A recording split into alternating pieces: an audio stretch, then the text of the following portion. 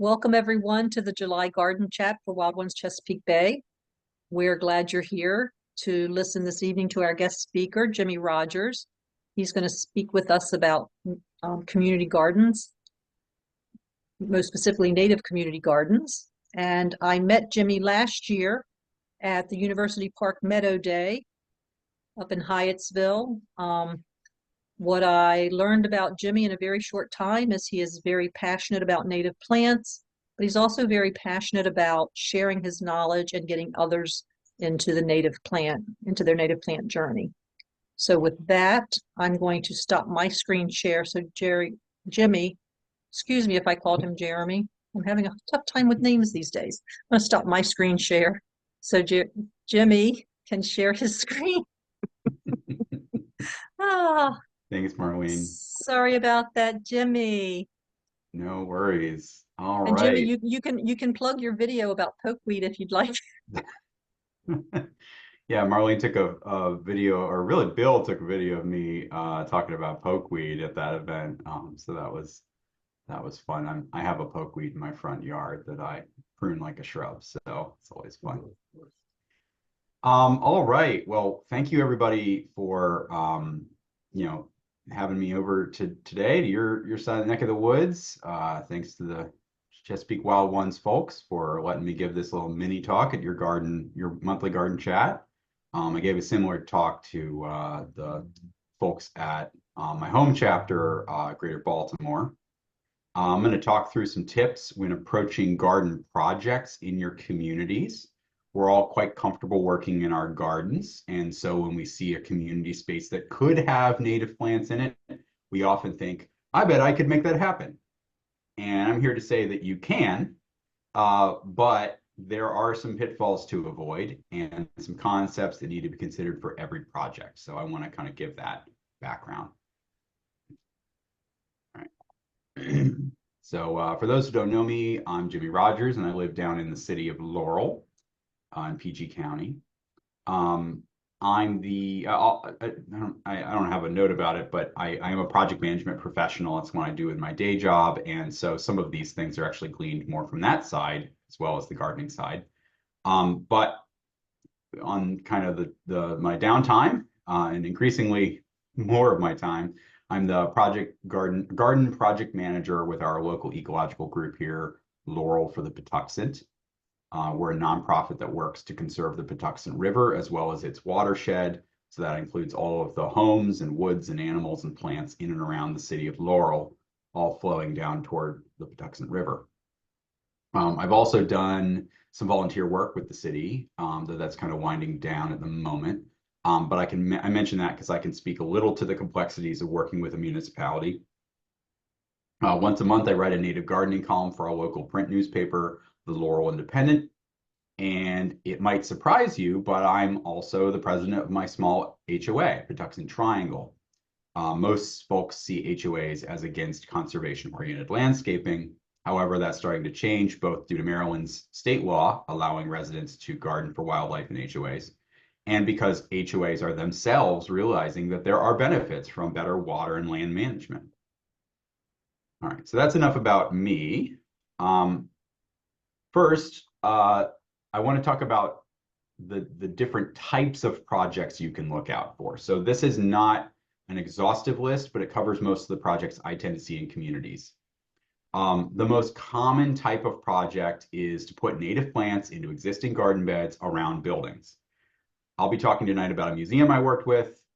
Schools are similar, though they can be a challenging type of space, mostly because of the diverse stakeholders, rules, limited resources for stewardship. And public buildings can be good to work with if there's someone in that institution who's looking for a gardener to partner with. HOAs are increasingly interested in creating native gardens, and they often have green teams or boards that you can work with. You can also start super small with a neighbor who is looking for someone to help them make a bigger change than they can carry out on their own. So that could be one of these projects. Getting away from buildings, there are a lot of parks that have huge tracts of land that's relatively unused and is being mowed. These are great sites for new gardens, especially if there's a walk-by educational component with signage. It's often also the only way to create a large garden near apartment complexes. You can see pictured here, this is a pollinator garden, Laurel for the Patuxent, created in Larry T. Smith Park in Laurel. This is a city park, and they basically said, this plot of land, you can just do whatever you want, so we put this in. And it's right next to an apartment complex, lots of walk-by traffic. So kind of a win for us, I think. In a similar vein, you can build gardens alongside existing community garden plots, which are often more vegetable or cut flower oriented gardens. Native gardens and native plants attract and house native bees, which are excellent for vegetable pollination, more so than honeybees. And then the other two areas are stormwater management and restoration. The former can be as simple as a rain garden or as complex as a native planted spillway off of a road. And restorations are common along stream banks. Both of these start sliding away from conventional residential gardening and often require more specialized skills such as engineering. So if you're not a specialist, you'll either need to take training or partner with someone who knows what they're doing. So for most of these, I recommend focusing on other types of projects first. After you've found a potential space for a project, you need to start pitching the ideas. And when you're speaking to interested stakeholders, and I use that term as sort of a term of art from project management, stakeholders, anyone who is involved in a project that has a stake in it, in theory, they're holding the tent up like a big circus tent. So when you're speaking to interested stakeholders, make sure you stick to your gardener roots and avoid sliding into a landscaper mentality. Gardens require continuous relationships between people and land all times of the year. A lot of landscapes are sold to residents and businesses and municipalities as essentially a way to make the space initially pretty, sever that connection between landowners and their land, and then require a reinvestment to keep the space looking attractive. So for example, you can't have a relationship with 5 ornamental shrubs buried in deep mulch the way you can with a space that has a diverse, vibrant garden of native species that attract wildlife. So be upfront with stakeholders that native gardens both require investment and mean the garden isn't a chore that they can write off after it's done. It's often an upfront investment with a long-term management strategy that integrates into land stewardship. However, while productized landscapes behave like statuary, a successful garden will add a lot of intangible benefits to their spaces. And staying on that relationship theme, for me, the stretch goal of a garden is always to figure out how to help empower residents of a space and the folks who live nearby as neighbors. The best way to do this is to first ask and see if there's some innate desire for a connection with nature or gardening that could be planned in from the start. And additionally, you can plan community events, education, maintenance, or even plant sharing from that garden in order to help folks create their own gardens at home. That garden I just showed a minute ago, we definitely gave a lady like a whole trunk full of plants when we were doing a division because you wouldn't even notice in that garden. It was so vibrant. So that was a great way to help somebody who was lived a block away. Now, a new garden will need a land steward. A land steward is someone who takes responsibility for the soil, water, plants, and animals that exist on a piece of land. While you're in the visionary stage of a new public garden project, it's important to identify the land steward. The first part of this is avoiding bad assumptions about who it is. It's not necessarily the designer, as they may make only an initial design and they may only be involved in the beginning of the project. It's not necessarily the implementation team, as their skills, focus, and energy may revolve only around the initial implementation. It's a poor assumption to look at the organization that owns the property and assume, oh, it will be the president of the board. As a rule, executives and senior staff always have too much on their plate to take on this kind of job directly. And then the laziest approach to land stewardship is to say, oh, the community will manage it. Or maybe if you're in a community group, like we'll manage it, but we're not going to do any active planning. Even in the most community-centric spaces like community garden plots, there is always a central person or team responsible to make sure the greater mission and vision of the space is on track, especially when it's cold and rainy and nobody is thinking about their personal garden plot. So these are all kind of assumptions to not make. So let's look at our requirements for a land steward. It needs to be someone who will be there after the installation is done. There needs to be a clear line of authority from the property owner to themselves. This kind of goes back to that board president. They probably aren't going to go out and pick up the branches after a storm, but they can have a person or group that they delegate that accountability to. And usually that person or group is who I would call the land steward. Ultimately, when nobody else is thinking about the space, that's when the land steward is both reactively managing the land and proactively planning for the future. So without a land steward in place, and this may sound crazy to some folks, but it's best to pause your project until you know who it is. It's a huge red flag when you don't have a land steward yet. Land stewards have authority, either direct or delegated, to approve most decisions, choose stewardship policies, and make durable plans for the future. Without that, a motivated team can put together a great plan and even break ground, but then the work is always at risk of an under-involved stakeholder canceling the project. And it does happen more often than you might think. I've seen several projects where someone made a design or even did start doing ground preparation or had plants that were ready to go, and the whole thing just sort of crashed down around them because stakeholder engagement is challenging without that clear line of authority that's been delegated to the land steward to say, no, I know that this is okay with the leadership, and I know that I can make decisions. And let's say you get all the way through that implementation phase, everything goes great. Even a perfectly executed garden project can wither away over the next few years for lack of maintenance or because the stewardship practices in place conflict with the project. So if the land steward for that space isn't involved in the project, they might crunch over what you've done.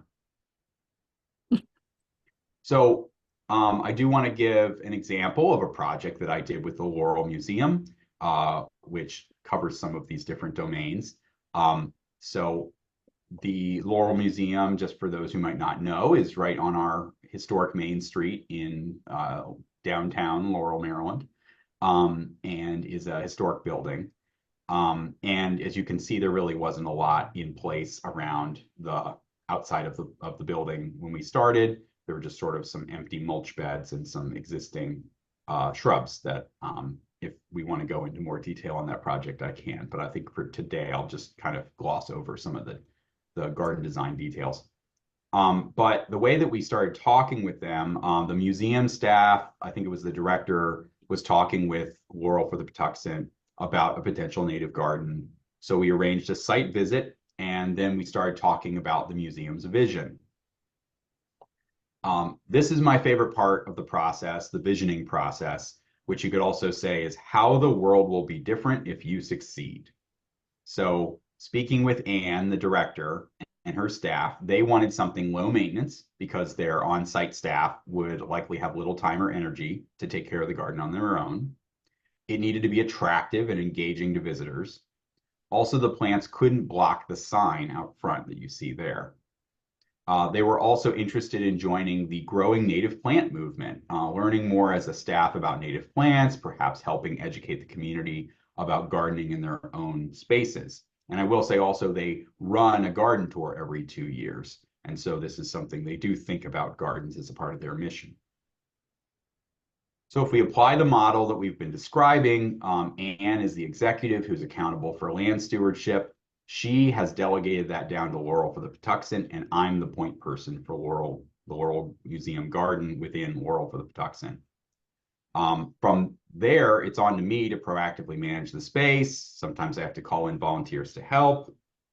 If we need a budget for something or we need to coordinate with the city, because the city actually owns the property, that's where I would go back to Anne, my executive sponsor, in that kind of businessy language, and she would help us navigate that. Maybe talk to Public Works about something we've had to do that before, or have to, you know, authorize, like, hey, are we going to be planting any more plants? Do I have any more budget from you?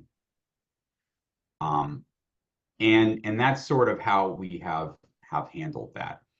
This is a gardener group, so I want to make sure I include some pictures here. So I'm going to share some nice outcome pictures here. We used green and gold as a ground cover on the front garden beds, as you can see here. We also have a shady area that we're still sort of working to populate, but we put some lady ferns in, some white wood aster. We took advantage of an existing tree stump that made a nice planter outdoors. And there's also some mayapple, some ramps in the background there. And we're gradually kind of letting pachyra spread through this area as well. On the right, you can see that we've used plantain leaf pussy toes as a ground cover as well, which have those distinctive pussy toe flowers showing. And one of the great things about knowing your host plants is that when you're out in the garden weeding or something, you can notice that one of your hosted butterflies is present. This is the American painted lady. And I noticed it on its host plant, and it got me thinking, well, what's going on here? And I kind of noticed it had some butt wiggling going on, and said, it's laying eggs. So I was able to identify an egg that was laid. So our garden, at least in its second year, has definitely continued the cycle of life for American painted ladies. So just, you know, you got to capture the wins whenever they happen, and share those up with people as well. I made a lot of hay on Facebook about this and trying to get people excited about it. And I think some folks are receptive. So I want to kind of open things up after this and one more section to talk about questions. But this is sort of my big picture overview of kind of how to go through projects. This is not a comprehensive list. Project management has many facets, but these are the steps I often see that are skipped. So I want to call them out. First, meet to discuss your vision. Make sure all the core folks involved in the project are on the same page about the intent of the new garden. And remember to discuss community engagement and empowerment early. Build it in. Make sure you understand who all the stakeholders are. Meet them, ideally in a group setting, and collectively come to an agreement about who land stewardship will fall to. And again, pause the project if you can't get past that point. Assess the site. I didn't talk about the design process, but generally speaking, you assess the site, identify existing plants to keep and build around, and also identify any invasives that might threaten your project to either remediate or even proactively watch out for in the future. Break up the project into logical areas, and if you think you're biting off too much, possibly break it into phases as well. Design your areas and think about your ground cover first. Your first responsibility is to fill the space and cover the ground. All the other great, wonderful, tall things will come in their time, but think about your ground cover layer. Develop a budget and plan how you'll acquire all of the plants and other materials you'll need. And then proactively plan your watering, maintenance, other stewardship activities, for instance, using leaves as mulch, hand weeding, all that stuff before installation. As soon as the plants are in the ground, your project will lose momentum and folks won't be as excited for yet another planning phase to start.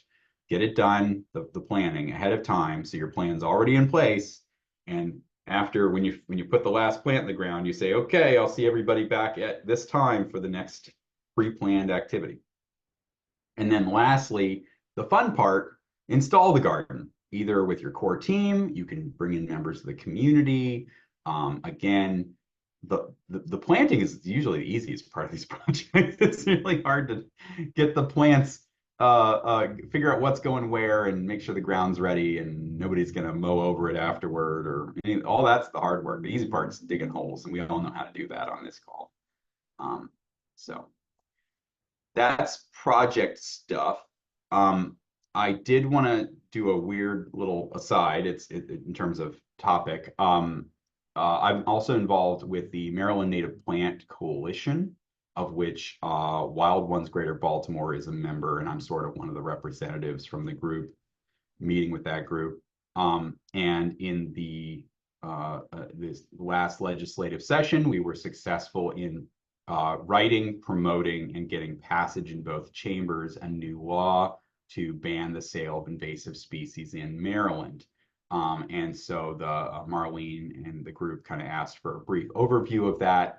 I'm not going to go into a deep dive on the whole process, though I will say I'm happy to talk about it. It was very interesting going to the State House and really seeing how the sausage gets made.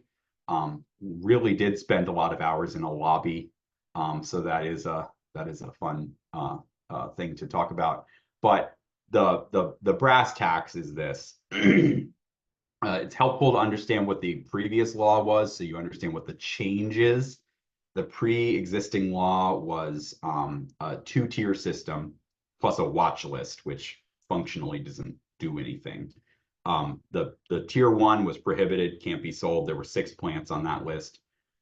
Tier two was plants that have to have signage that says plant with caution, whatever that means. And they were completely for sale otherwise. And the most, I think, well-known of the plants on that list is Nandina. And that was 13 plants, I want to say, was on tier two. And then everything else was just fair game in the nursery trade. This law does away with the tier system. This law, by the way, did have the support with some amendments of the Growers Association, which for those who might think, oh, that's nice to have, it was absolutely required for us to get passage. So just so you're aware, you can't really pass a law that's just oppositionally against an industry and have a very good chance of passage. So having the industry on our side and saying, we're working with you was very important. So what we ended up with is that the tier ones are still prohibited. Now that's called the prohibited list, and there's no other tiers. Today, as of I think October is when they are likely to adopt the regulation at the executive level, like at the Department of Agriculture, who monitors and manages all this. That is when they will like officially receive the law, for lack of a better term. It's law today, but that's when it kind of goes and becomes a regulation. That merely starts a regulatory process. So what happens then is all of the plants on tier two, plus all the plants in the book many of you probably have, Invaders of the Mid-Atlantic. All those plants are now in a giant list, which is somewhat prioritized to be assessed. And part of this new law is the assessment process has dropped it down from like a month per species to a day or two per species. And it means that it's a much quicker process to get things through. Then that goes to this group that's one of many intermediary steps. They would then approve that review. Then that would go to ultimately the secretary to sign off and say this plant is now prohibited. When that happens, so again, tier one stuff is already prohibited. Anything new going in now would have to go through a drawdown period. So let's say we work really hard and by December 31st, we have a new plant on that list that's now prohibited. For 1 year, sellers are able to sell that off from their stock. And if it's a woody plant planted in the ground, so like a lot of trees or like that, then that's going to be 2 years. And at that point, once that drawdown is done, that plant becomes prohibited, cannot be sold, transported, propagated, etc. in the state. If you buy a house that already has an invasive species on it, that's on that list, that's already been through the process, that does not apply to you. It's only really on nursery side. I guess, a private sale of a plant would count too, but like for the most part, it's targeting the grower supply chain down to local nurseries. Yes, this would apply to anyone who sells plants in the state of Maryland, not just a dedicated nursery. Like Home Depot would also be affected. And the uh oh, and the highway department has an exception to this. They are expected to kind of get in compliance, but in terms of the timeline, they were given some more time. So they have sort of their own process they're going to go through to get in compliance. The big one, I think, is the calorie pear or Bradford pear. They have tons of those. They're going to have to that are just going to fall over, frankly, because that's what that tree does. And when they get rid of them, they have to follow certain regulations. So that gets into the weeds, but basically, there's an exception for them. I think that's a good overview. So the timeline is really long. I understand that that might be frustrating, but this also means we're like ahead of almost every state in the union in terms of our level of rigor and regulation. So it's gonna take a while, but we're very happy with the result. This was a key bill by our sponsor, one of our sponsors. It's like their key bill for the year. Um, and that's the invasive species law. I've seen a lot of chat comments come up, so maybe if Yeah, Jimmy, we have one question yeah, specifically that I just because there's a lot of chat going on yeah. from Diane about if there's anything being done about getting rid of invasives as a community mandate. And in her example, her neighborhood's covered with Tree of Heaven. Not that I'm aware of. That's something that it is probably something you'd handle at a municipal to municipal level. Yeah. But I will Great concept say though, something Diane. I I think is know what's really how you feel. well, yeah, just really quick. I do think it's really valuable to talk about a qualitative for this. If you're doing, let's go go back a slide here, right? So we're doing our projects and we're working with stakeholders and we're talking about things. Um, there is a big difference between saying, "Hey, city that I'm working with, I don't think you should plant this plant," and "Hey, city, um, I just got an update from my garden nerd world, and the state just banned this plant, and it's going to be banned for sale, or it's on a short list to get banned, probably. Maybe don't put it on your list of plants to plant." And so that's something we can start doing today. We can go to people and say, "Hey, it's in this book.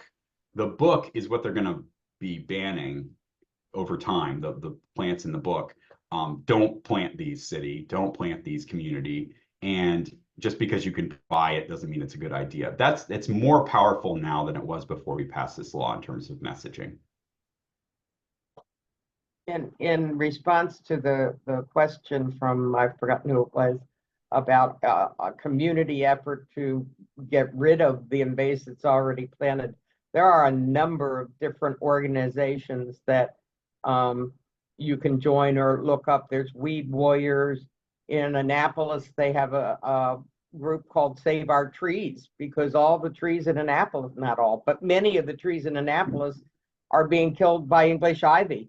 And they send out a thing and say, "We need volunteers to come do this." I think Marlene did something in La Plata with English ivy on trees. So there's a number of groups out there that are working on public lands to get rid of invasives.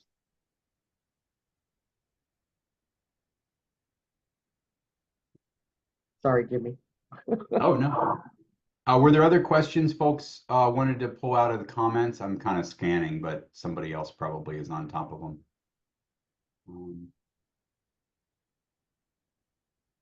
Let's see. Amy just asked, has anyone tried a pollinator pathway type of thing in their neighborhood or community?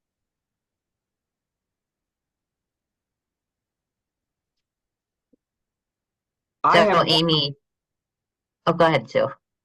I'm on the pollinator pathway and I have my sign. I did that years ago. But I don't know on a community level whether there's anybody nearby that does it. I can speak to a couple of things that sort of relate to that that I've been involved with. On the municipal level, one thing that any city can do is become a bee city, which, if you're not familiar, that's a Xerxes Society program, and it is specifically oriented toward native pollinator support. So mostly, native bees, but obviously any other pollinating insect. It's not like a honeybee oriented activity, just even though the name, sometimes I think people get misled by that. And the requirements are quite thin. There's not like an enormous amount you have to do as a city to do it. So it's pretty easy, frankly. And then it's a one more thing a city might do to promote native planting. If you were familiar with No Mow April, which I know people have mixed feelings about that, but it is a very popular program in most places where it is done. And the city of Laurel, after becoming a bee city, does an annual kickoff for No Mow April. And frankly, that's been a great opportunity to get a bunch of residents in City Hall and then have a presentation that talks about all the stuff this group cares about the most.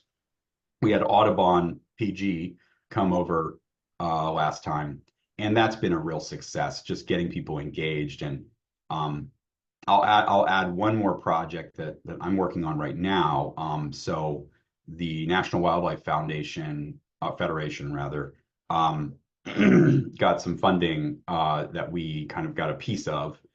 So we're kind of co-funded by them. So with Laurel for the Patuxent, we got funding for 5 front yard lawn reduction gardens of up to 50 square feet, so not too big, that we put out an application. People were able to apply in the Laurel area, and we picked 5 people. I'm going to be assessing their yards over the next week and going through, and we're going to be designing gardens for them, providing the plants, helping them do the lawn reduction with smothering, with deep chip. And then we're going to plant those out. And the idea is that it is actually an ambassador program, that they are going to become their disparate parts of Laurel to say, hey, you can do this too, talking to their neighbors, sharing plants, whatever it is.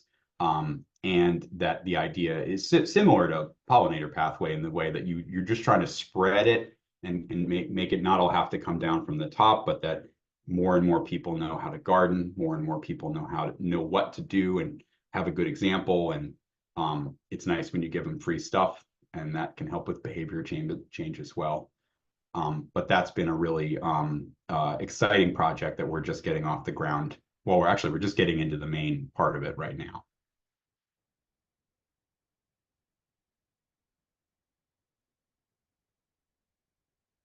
Did folks have any other questions about starting community projects? Things you might be worried about or thinking about or interested in, or about the invasive species legislation? Happy to jump to that too.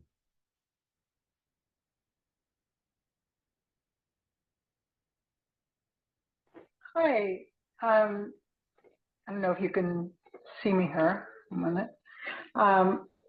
Hi, my name is Jan, and I'm a landscape architect by training. And what I'm seeing missing from your thinking of your own project list is a site analysis, not just what the plants are, but where the sun comes from, what the soil is like, what the pH is like, all that. So I would suggest that get added into your excellent list. Thank you. Yeah, this is not that presentation. This is the subset of that presentation that's more about, like, yes, you can definitely plant the wrong thing in the wrong place. Unfortunately, my experience is that that's the least of your problems. It's usually, oh, we didn't know that you were going to have the city come and put toxic mulch on our garden, which did happen at the museum. And so, like, they have put reclaimed wood over everything, which we later discovered inhibits plant growth.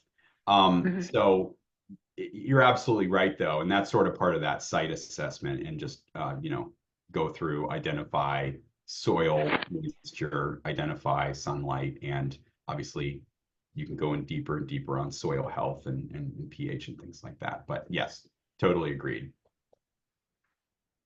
Jimmy, can you talk more about that?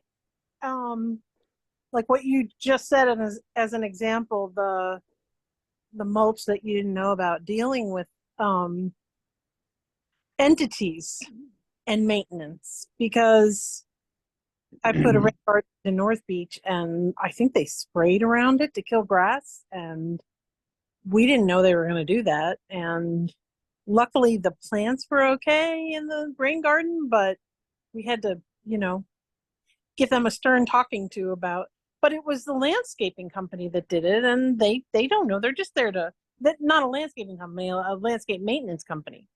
So can you talk more about ways to, I don't know, circumvent some of that?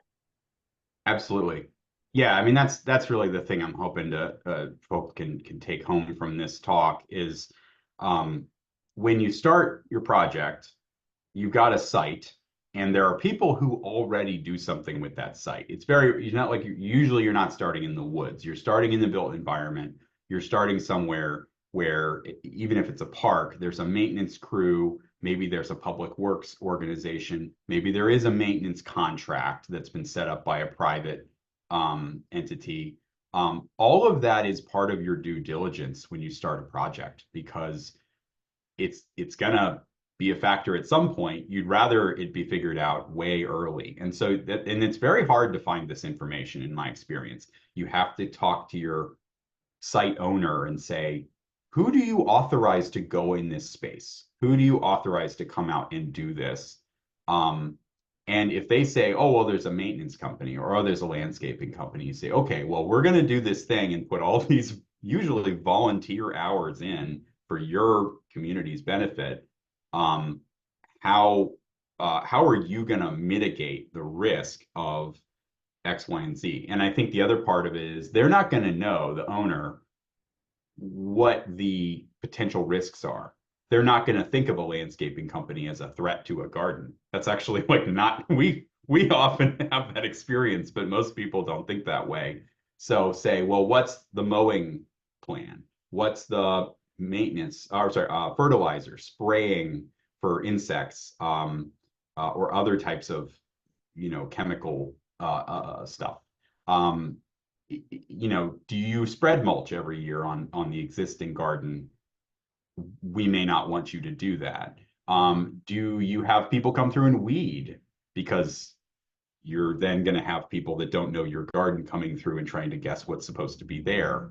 So there's all kinds of stuff like that that is very important to talk through first. Even better than that is say, hey, the next time your people come out, I want to be there. Tell me when they're going to be there. I'm going to be there and talk to the foreman or talk to the manager, or if they have a corporate contact, have somebody you can talk to.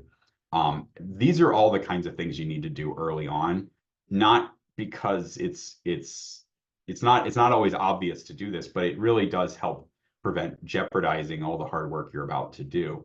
Now, that said, stuff can still happen. So for instance, we didn't know about this mulch issue. I'll just kind of do the little background on this. So the city of Laurel, I guess they were trying to save cost. They bought pallets of reclaimed wood that have been chipped up and turned into mulch, which means it's full of varnish and all kinds of stuff, probably pressure treated. And that was being spread over all of the beds in all the gardens in Laurel for like at least a year. And later, I learned from our horticulturist that that was actively really bad stuff. They actually have now removed it from all of their garden beds. But at the time, this was something we didn't even know about. And on top of that, after we planted, they came back in and did a new edition of this mulch, which we were not wanting to do anyway. We hadn't planned on putting mulch down. We were going to be using leaf litter that is produced in copious quantities right there on the site to just develop more habitat.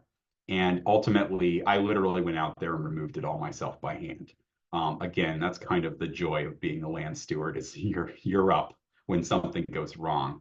And that said, I then went back up to Anne and I said, hey, we need to talk to the city, and we got them to stop considering the garden beds their problem. And since then, they have not touched any of the garden beds. There's no weeding, nothing going on. And we handle that. We handle the community weeding and things like that. So the big thing is being able to quickly escalate those kind of slippages to your executive person and say, hey, we have a problem and I need your help. That's a really useful phrase. Is that helpful? Yes, it's helpful. And actually, we also put up signs that say no spraying. Oh, So yeah, they that's great. don't spray. But we also had them, they were blowing leaves into a rain garden. And of course, in a rain garden, you don't want extra leaf litter. In fact, you're supposed to maintain it by cleaning it out, because that clogs up the soil in the rain garden, and you want the water to move through. That's the whole point of it, is it slows it down and lets it soak through. So it's been a constant thing, constantly working with them to get them to understand this is, and we maintain it, but they around it. So it's a process, and I just want people to understand, if you do community projects, that they're not maintenance free, and it's a process. Yeah, but when you said about signage, I want to reiterate that we also did some signage at that site, but other sites we've done more and different signage. But that's a really good passive way to inform people, like, hey, this is a special space. It has special requirements. That also might be a good reason for having bilingual signage. I think a lot of people think about the community that something is somewhere a garden is, because you're like, oh, we want all the languages of that community to be represented in our signage. It's also helpful from dealing with landscape workers who may or may not speak English as a first language. So these are all like really great points. Jimmy, I want to thank you very much for your presentation. And if you're going to stay on for our chapter updates, if there are other questions after we go through the chapter updates, I'm sure folks would like to continue this conversation. But we'll move on to our chapter updates at this point, if you don't mind. You bet. Thank Thanks. you very much. Okay. So we're just going to take a few minutes here to go through our chapter updates. Hopefully everybody can see my screen again. Oh, yeah. And let's see. Yep, we can see it. Okay, so we're going to our chapter updates, and different ones of board members will speak on the different slides here. All right, I think Sue, you're up. So Robin and I were at the Chesapeake Rosaryville Native Plant Festival on May 18th. If any of you were there, you know that it poured.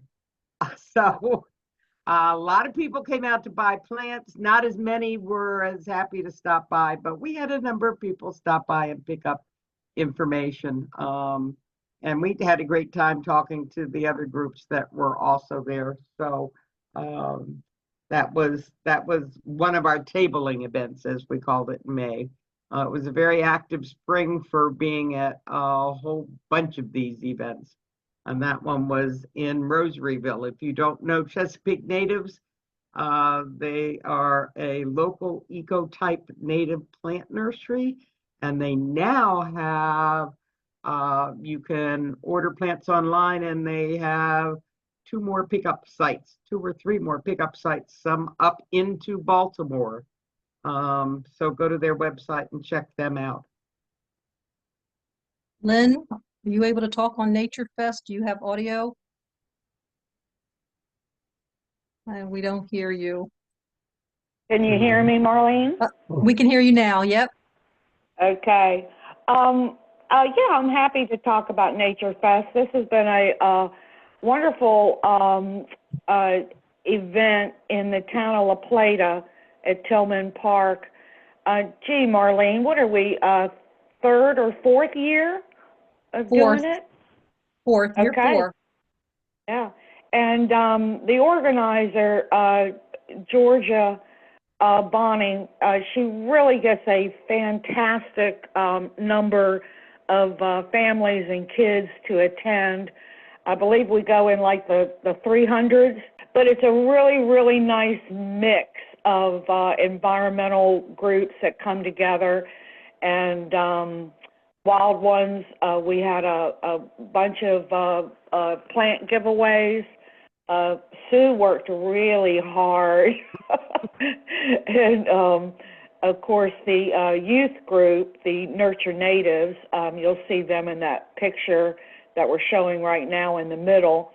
And then I also had a booth representing the town of La Plata, since we are a bird city and a bee city and a tree city. So the theme for all bird cities must also recognize World Migratory Bird Day. And the theme this year was insects.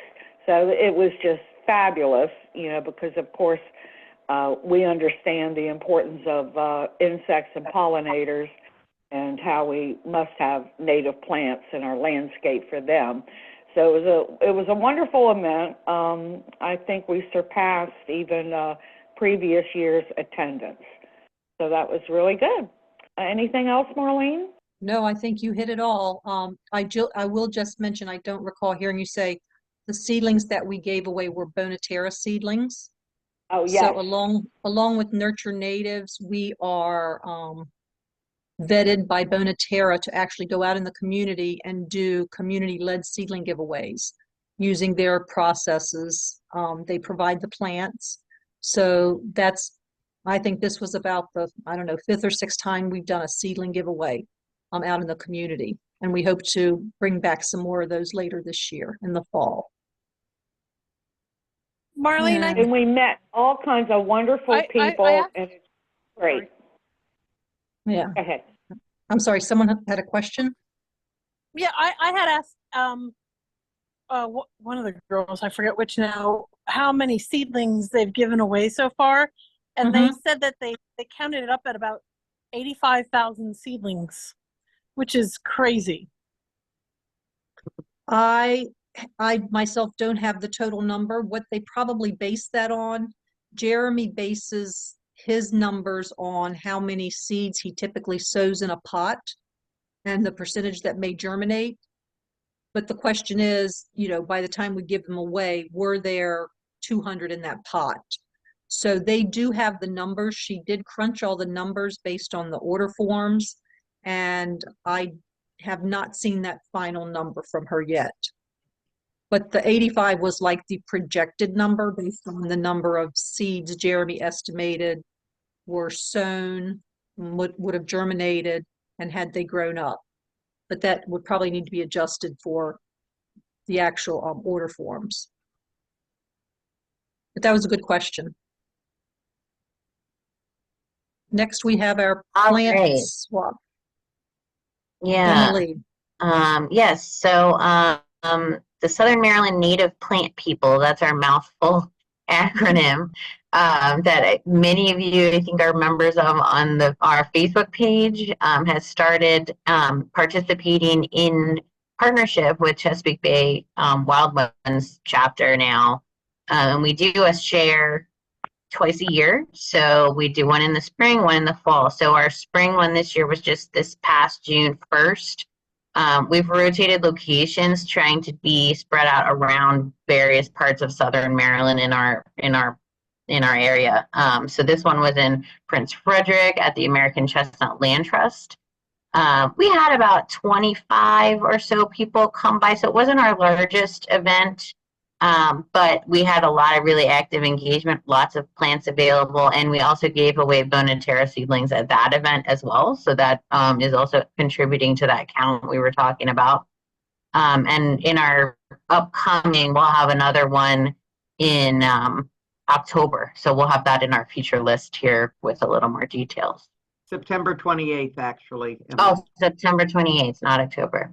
Thanks. Yep. So then we also attended the North Beach Pollinator Party on June 29th. And that was great fun. Robin and I did the tabling. The Calvert County Master Gardeners were there. We had lots of parents and kids. They came and visited us, and they had buckets out with little watering cans so the kids could water the pollinator garden, and they got to take home some plants as well. So it was a fun day. And then most recently, we did the University Park Meadow Day, which is up in Hyattsville. We had a theme of got milkweed, and we were stressing the importance of milkweed as the host plant for the monarch butterfly. We gave away over 300 milkweed. We had common milkweed, butterfly milkweed, and swamp milkweed, and got to enjoy the meadow, some home baked goods, and a lot of friends stopping by. So that was a good day. Lynn or Bill, did you want to add anything to that? I was really impressed with it.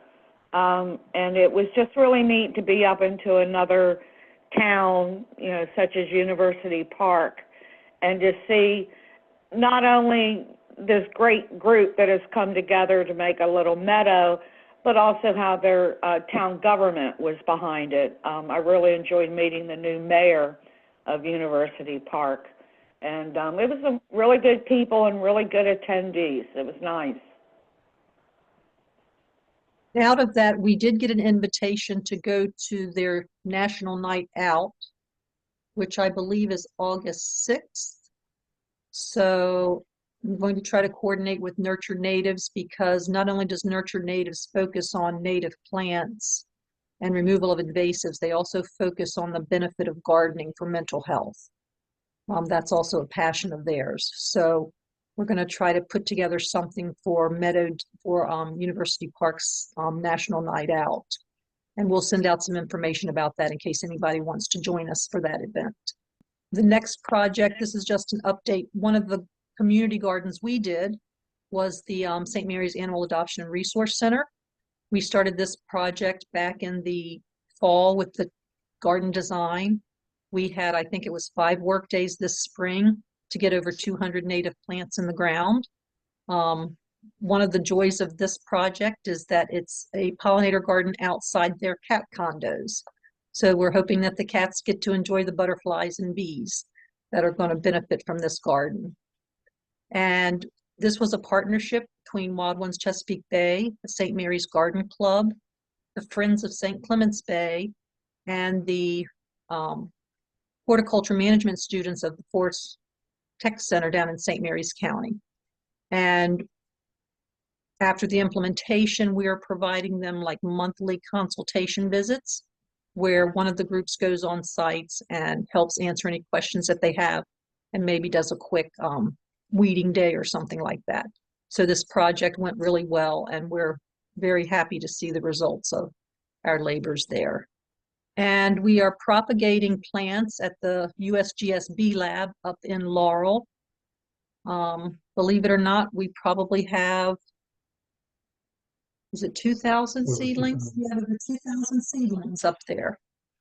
So we'll have seedlings available for this fall for planting. If you know of any projects that may be in need of some plants, let us know. Bill and I have gone up there almost every week. One of our members, Isaiah, has been there and joined us. And we have just a volunteer of the Bee Lab. Her name is Miranda, who helps us every week. She's also come to our plant share, but she's very knowledgeable and very passionate about native plants, and has been a big help to us. This was a project where we were able to germinate seeds at the Bee Lab. And basically, all we've had to do is transplant them, and they sit in their former whooping crane pens, and they have watering done 3 times a day automatically. So it's kind of a no-brainer to go ahead and do that there. And then this is just a reminder that our events are on the chapter calendar on our website. When you go to the website and click on the chapter calendar and then click on the agenda button, you'll get a running list of the upcoming events. trying to get that up to date. But we'll go over some of the featured events on another slide. And then also on that same page on the right-hand side, you'll see also the national events. Like any of the ones that say hosted by Wild Ones National, those are national events that members can register to attend. So not only do you have access to our local events, you have access to national events. Emily or Sue, would you like to talk about the featured events? Or Lynn? Well, I can talk about the first one. On Saturday, August 3rd, I'll be doing a Biodiversity and Native Gardening 101 class at the Charlotte Hall Library here in Charlotte Hall. Excuse me. The registration link, I believe, is in our calendar now. And I'm doing that in coordination with Nurture Natives. And then on the 18th of September is our next garden Zoom chat, which will be called Berries for Birds by Lisa Garrett, who runs the North Beach Nature Center as well as all these other things. We'll have that set up and you can sign up for that Zoom link once we have all the details in, probably sometime in August. And then we have our next plant share. We need to thank Jan.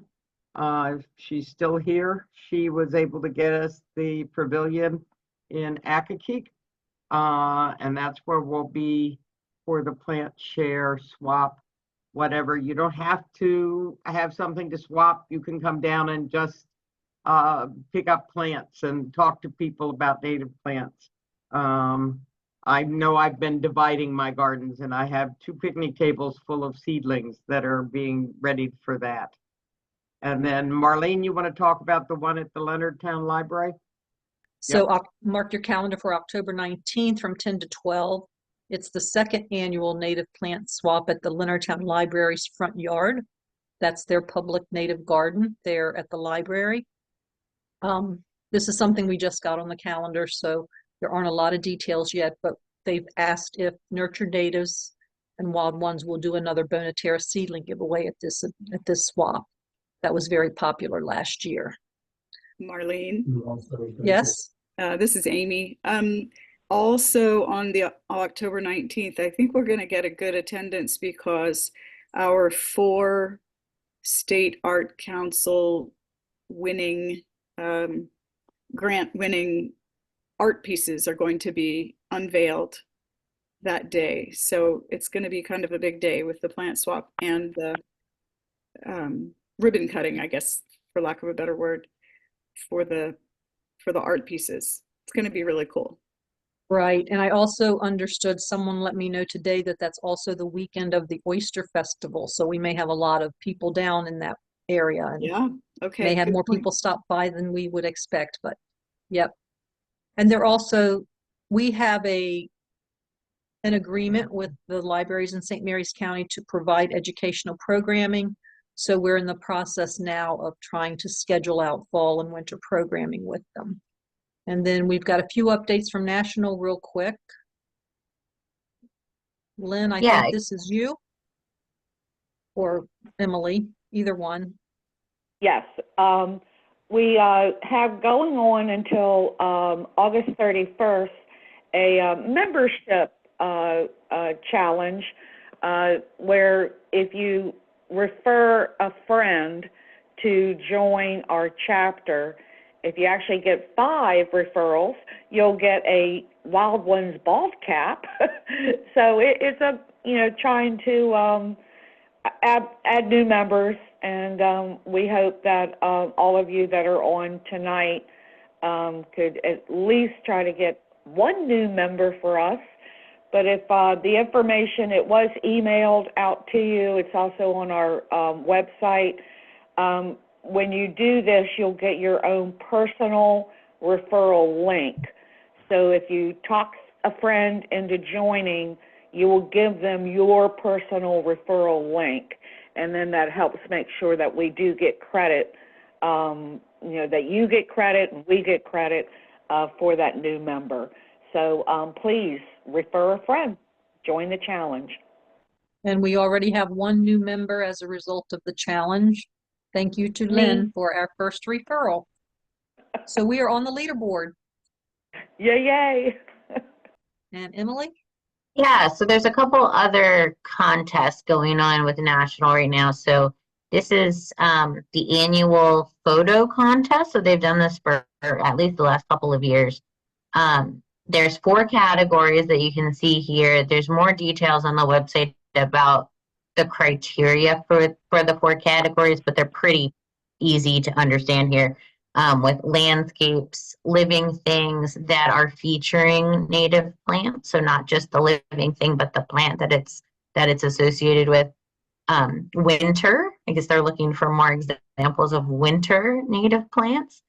And then events that are associated with things that you're doing in the community. So if you are into photography and you have any of these in your repertoire, or you want to take some, you have through August 30th to submit those, and they have increased the price to $75 for the winner. And I don't know if we mentioned, but these QR codes, if you happen to have your phone handy, you can snap and get the details on the QR code for these 2. Some of you have seen the picture that I had on my personal Facebook page called Sleepy Bee, and I just Yes. submitted that because I love that. it's probably the most awesome picture I've ever taken in my life. I was like, how'd you get that on your phone? It was so clear and sharp. It was just so lucky. I'd gone out to Bubahose and had my phone with me, and he literally, bumblebees do sleep, in case you didn't know that. He was sleeping on Joe Pye, and so he wasn't paying any attention to me. He literally was asleep, so I could get my phone up within 2 inches of his face. And probably the best picture I've ever taken in my life. I'll post it on a couple of pages because it's just an awesome picture. All right, and then I think this is the last sort of campaign, and this one doesn't have a deadline, but it is a newer certification that Wild Ones National offers, where you can certify your own habitat. So it doesn't necessarily have to be your yard. It can also be community projects like we've been discussing this evening. So there are, you do need to be a member, an active member, to submit for the certification. You don't necessarily need to have achieved 75% native plants in the garden that you're certifying, but you need to at least demonstrate that you're working towards that with a plan. Of course, focused on native plants and wildlife support. And then they also have some requirements for regenerative gardening practices, and maybe that can also be something that we touch on in a future session, kind of going into some details of what that means for those that might not be familiar with it. But there are plenty of details in the certification page. There is a cost for the $50 to get your habitat certified, but it also comes with a sign once you certify, so you can kind of count that as your sign fee. So if you are interested in having more signage and awareness of your garden projects, then feel free to look into that. And I think that's it from National that we were highlighting. Yeah. Yep, I think so. So that's really all we had for updates. Does anybody have any questions, either for us or for Jimmy, if he's still here? I'm going to stop sharing now because I'm afraid I don't have all the controls I need. I don't want to lose you guys, so I'm going to stop sharing. Okay. So if there are any questions, we appreciate you staying on a little over the hour time tonight. Really appreciate Jimmy for joining us and presenting to us on community gardens. You're doing a lot of great work out there, Jimmy. Okay, if no one has anything, I guess we'll call it an evening. Thank you all for joining us.